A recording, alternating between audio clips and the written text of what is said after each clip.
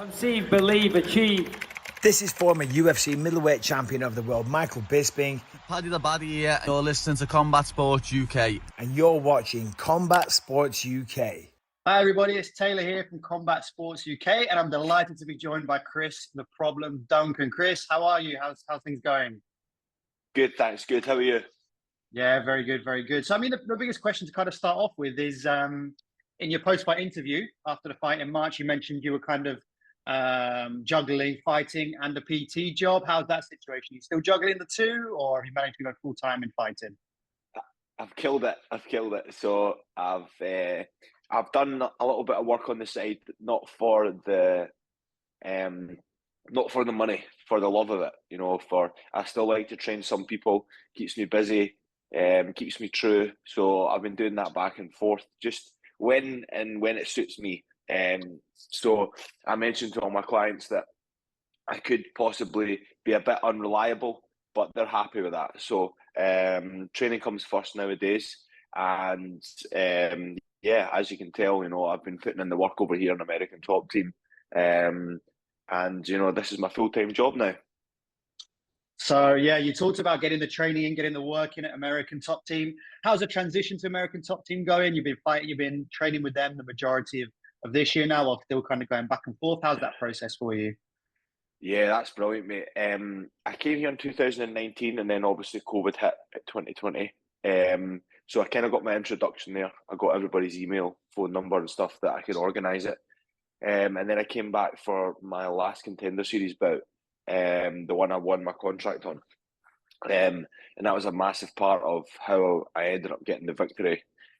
Just being in among these guys and being in the trenches. So going for every time I come here, it becomes a little bit easier, a little bit more familiar.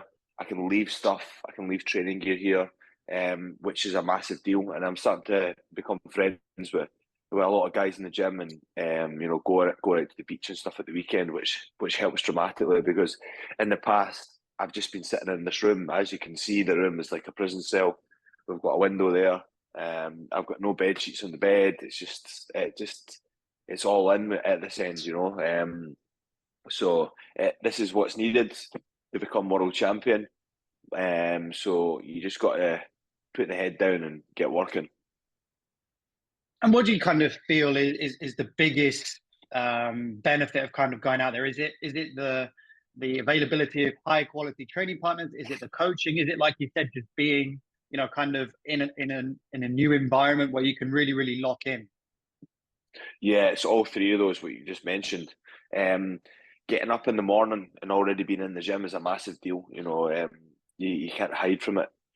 There's no excuse to miss training. There's no blah blah blah. So being in the trenches with top 10 lightweights in the world, you know, I'm training with number 1, Dustin Poirier. I'm training with number 15, which I think will be, I'll be training with number 15, but after 2 weeks' time, he'll be top 10. My friend Grant Dawson. You know, all these guys are just like the top of the tier. And being able to go in there and hang with these guys just knows that I'm on the road to do great things. I've still got a lot of work to do, but the guys know that I'll always work hard and I'll always put the effort in. So there's nothing bad can come of that. Only good things can come of that.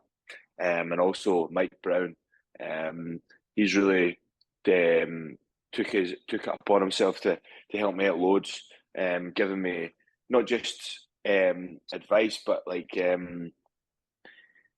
to just better IQ in the gym. You know, don't want to be going to war every week with your sparring partners and knackering your body, and by fight time you're absolutely scunnered. So learning from those guys, learning from the guys that have all done it and done it there before, has been a massive thing for me. And if anybody shows me anything or anybody says anything to me, I always do it. I always give it the benefit of the doubt and ask and play with it, whether it be a technique or a certain move or whatever. You know, I always try it out for 10 weeks or so and see if it works. And if it doesn't, it doesn't. And if it does, it does. It sounds like such an incredible atmosphere to be in. I'm interested to hear kind of, you mentioned Dustin there as well. Like, is there any kind of conflict of interest between kind of people in the same divisions? How do you manage that on a day-to-day basis in the gym? There's a lot of guys here. As you've seen, Armin fought last night against Neto. They were in the same gym. They were training on the same jiu-jitsu mat together. But they were fighting. They fought last night. The conflict of interest, I think, would only happen if you don't know the guy. Whereas, like, I train with Grant Dawson. He's a friend of mine. You know, I'll not fight him. I'll not fight Dustin. Like, these guys are well ahead of me at the moment. And, you know, like, some guys train in the same room, but some guys are friends. And I feel like Grant Dawson's my friend, so why fight your friend when he helps train with you every single day? The guys took it out of his time to help me improve my game. So it would be a bad friendship if I said, "Yeah, I'll fight you. You know, it's different when there's a belt on the line or there's something massive at the back of it. But you know, at this stage, I feel that Grant has put the effort into me to help me out, so I would never do that to him, and vice versa. I would hope he would do the same. Yeah, so a real iron sharpens iron approach kind of over there at ATT. And I think you see it in the successes that the guys have. So just changing lanes, you're fighting the 22nd of July on the London card against Yanal Ashmouz. How is camp looking now? Have you kind of just started? How long have you been out there kind of grinding at it? I've been here for about 3 weeks now, I think, maybe just over. Camp has been going great. I listened to Mike last time. He said I maybe came a bit early. I did 10 weeks last time. This week I'm doing 7. He said being in here, you can't be a Formula One car like all day. He says it's a difficult job. So he said come a bit later, get yourself a bit fitter before you come, instead of getting fit here. So I did that, and no injuries. Touch wood. Sparring's going really, really well. Grappling, I've learned some new techniques, and I've been working on these techniques since the last time I've been coming here. So I've had time to go away and practice those. And you know, I'm doing really well. I'm chapping on the door of all these guys that are up there. You know how like everybody, you hear everybody say, "I'm going to be world champion one day. I'm going to be world champion in a day," and they're absolutely nowhere near their goals. I didn't even know I was going to be able to get to the UFC. That was one of the biggest deals for me. I didn't know for a long time, and then in 2019, I wrote in my phone, and I kept it to myself. I said, I've still got the note itself on my phone. It says, I will be in the UFC. It's not an if, it's just a matter of time. So I wrote that in my phone and I kept it quiet, and I just worked towards that, and I eventually gained my goal. Now the goal's changed. Now it's the top 15, and I know I'm capable of being there. I just need to be smarter. I need to listen to everybody around me about here. And the only reason why I now know that is because like there's no point just shouting about it all the time and like shouting affirmations and stuff like that. It's now that I'm doing it and I'm training with these guys that I know that I'm capable of being able to keep up with them. So there's no doubt in my mind that I can train and be in the top 15. So yeah, I'm sure you get a real boost of confidence training with these guys, and you're all kind of, you know, obviously Dustin's got a fight coming up as well, so you guys are all kind of working together towards the goals. Is it, you know, you mentioned kind of the coaching and the level that you have there. Do you kind of see yourself as being able to take the fight wherever you want it to go? One thing that was evident for your performance in London is that you were comfortable wherever the fight went. Is that something you're taking into the next fight as well? yeah, my nickname's The Problem for a reason. I make problems. I deal with problems. I am the problem. Like I'm the problem by nature. It's just I work so fucking hard throughout the year that when it comes to if something's not quite going my way, which the striking was going my way in the fight, he knocked me down in the first. I felt like I could have probably kept going, but my training partner Robert Whiteford said to me, he's like, "Why are you even giving this guy a chance? You know this guy's not good at wrestling, and you know this guy isn't good at the ground, so take him down." And Mike Brown had said to me, "Yeah, this guy's jiu-jitsu's not good, so let's get this guy down." So I had to kind of take myself out myself and say, right, I'm just going to have to wrestle this guy to get the W. And it's a little bit bittersweet now that I got paid and I got my full purse, and now I can stop working and become a full-time athlete. So, yeah, I was glad I've done it. You know what it's like, man. Everybody gets hate. I got hate. It's the only fight I've ever went to the decision on, and I'm getting hate for it to this day. People message me, "You're boring. You're a wrestler." And I'm like, "Fucking hell!" But little do they know like how difficult it is to actually control a person in that position for 15 minutes. But listen, I'm the problem, and I'm happy to take on it all. And like I say, Ashmouz does not know like what's going to be coming. Like what if it's going to be wrestler Chris? Is it going to be striker Chris? Is it going to be? I might even pull guard. You don't know. Go full Scottish. Go full Paul Craig and just pull guard. Yeah, Pull guard first. shoot a double leg and then pull guard and then get a triangle and win. That's the way I want it to happen. That really would be something with Paul Craig fighting on the card as well. You can both kind of salute each other, the Scottish powerhouses, pulling the triangles. That's it. That's brilliant, man. So you're both kind of front foot fighters. I mean, you mentioned there that people call you boring. I don't know where that comes from, because if you look at your back catalogue in the fights you've had, you're a real front foot fighter, and you tend to push the pace.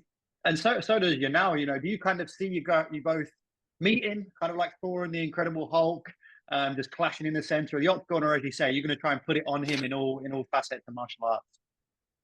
Yeah, mate. We've got a game plan that I don't want to touch on too much. Obviously, we know each other's attributes. He knows that I have power. I know he has power. And it's my job to slip and slide and get out of the road of those punches. That's the main one. Be safe. Make sure I don't get hit, because we both know that he's like, it's the fucking UFC. It's the top caliber fight promotion in the world. Everybody's going to have an attribute that you're going to have to work towards. So it's my job and my coach's job to work our way around this. And I'm going to show my full game once again. You know, I'm going to put it on this guy. I'm going to make him feel like he's in the trenches. I'm going to show him what's it like to be in there with a real lightweight. Absolutely, lots of problems come in his way. And how do you feel about fighting in London? It'll be your second big fight at the O2. Obviously, you're on the pay-per-view last time around with Leon Edwards. How do you kind of feel about the atmosphere in London in general, and just fighting in the capital?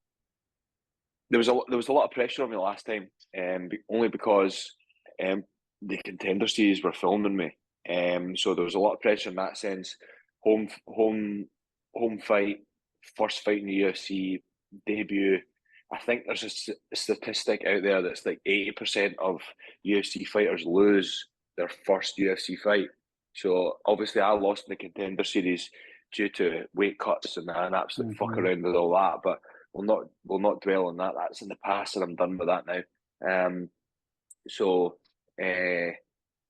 now coming this time around, you know, I got the chance to go to Contender Series twice. And the second time around, it felt like home. So this time it's going to be the exact same. I know where the hotel is. I know the script. I know how it all works. So I'm looking forward to it. I'm looking forward to putting on a performance in front of 20,000 people. Yeah, I mean, 20,000 people in the kind of home nation there in the UK. And all being well, would it be on your mind to kind of fight over in the US afterwards, or would you still look to kind of fight locally in the UK? How do you feel about that? I couldn't give a flying fuck. Just to be honest, I'd like to travel the world, see the world. That'd be great. You know, that's part of the job. But let's be honest. You know, if they tell you you're going to Abu Dhabi, you're going to Abu Dhabi, aren't you? You're not going to pick that. So yeah, I'm just looking forward to stepping it up. I see there's a Paris card like 2 months later.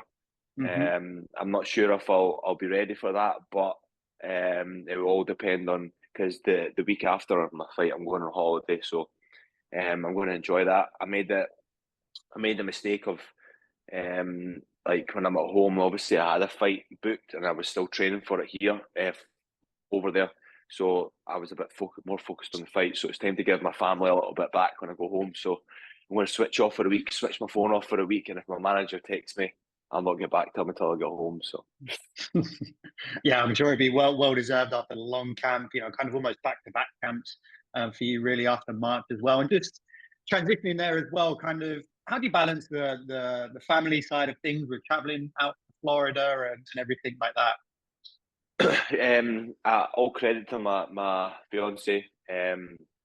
She takes the reins. And you hear this cliche, like I wouldn't be here without her and blah blah blah. But genuinely, with Laura, my girlfriend, she's believed in me since the start. She's probably believed in me more than I believed in myself. So, Laura is a massive part of how I'm able to come over here and express myself and be a good martial artist and be a good training partner to these guys, because she doesn't say a word about me going away. Obviously, we both hate it. I speak to her every single day. I miss home every single day, but she's the real boss of the house. Put it that way.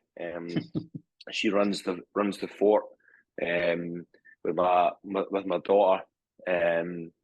Obviously, I'm able to do things after the fight with the money that I can maybe spend more time with them. So I'm very grateful, and she's obviously grateful that we can do these sort of things like go on holidays and stuff like that. So I need to make sure I'm spending time with the family properly when I do go home, because I'm very focused on MMA. I don't think about much else. So I've got to give them a little bit of time as well to show appreciation for what they do. Oh, that's fantastic, man. Yeah, that's really, really good to hear. To switch off, connect properly after the long training camp and everything like that. So just before we wrap up, Dustin Poirier, the BMF title. How do you see that fight going? I mean, it's Justin Gaethje. It's always going to be a war. How do you see that fight going? Very early out, obviously. I think it'll be either third or fourth round TKO by Dustin. I've sparred with a lot of people in my time. I sparred with Dustin. He's one of the fittest guys I know. He's got a gas tank. He's got heart. He's got the full package.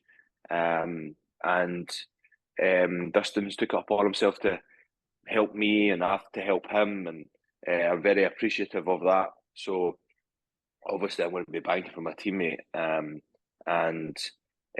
Like, people don't realise how good Dustin Poirier is. You watch the guy training in the room, it's fantastic to watch.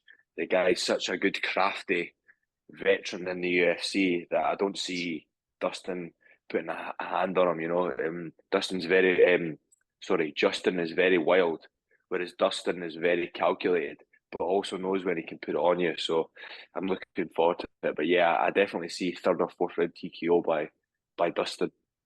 Yeah, that's going to be a hell of a fight. So, Chris, just to wrap up, that was a mouthful. That was a mouthful. I was trying to say Dustin and Justin.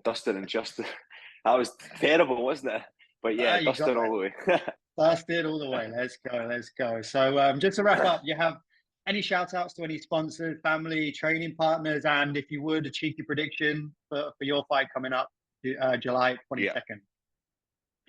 I'd love to give a shout out to all my sponsors. I'm just going to name them out individually, because these guys have been a massive part of why I'm been able to do this the second time around coming to Miami. So I've got my good friend Graham Beveridge, who's been there since my first ever MMA fight. He's been there since the day one, so he's the day one diehard. Bevy helps me out day to day, week to week, minute to minute, hour to hour. He's at RG Autotech. I've got Crypto Glasgow, who jumped on board last year. They've been a great asset to the team. I've known them for a long time, and we'd not back the idea about maybe potential sponsorship in the past, but we never got to something. And now they came to their word and said, we're in a position now that we can help sponsor you. So I'm very appreciative of them, and also they've helped me out financially with the ideas with crypto. So I'm very fortunate at that. So I actually made money out of them before I even was with a sponsorship with them. So it was quite cool that they helped me out and they didn't have to, which was very important. I've got Ross Lockhart as well, RLC Travel. He's a massive sponsor of mine as well. He's a great help, a good friend as well.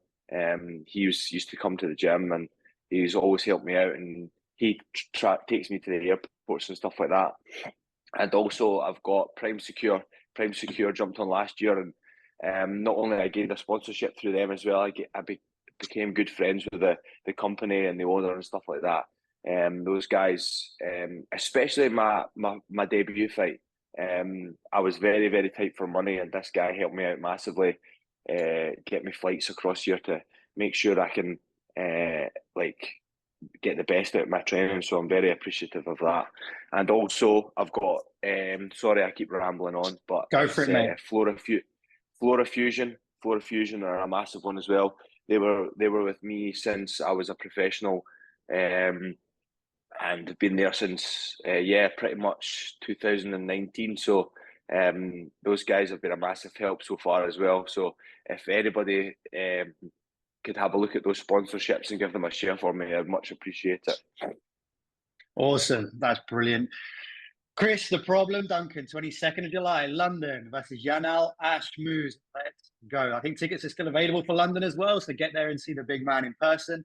Thank you so much for your time. And on behalf of everyone at Combat Sports UK, we wish you the best of luck in the fight. Thank you, mate. Thank you. Sorry for rambling on. You're all good. You're all good. Cheers, mate.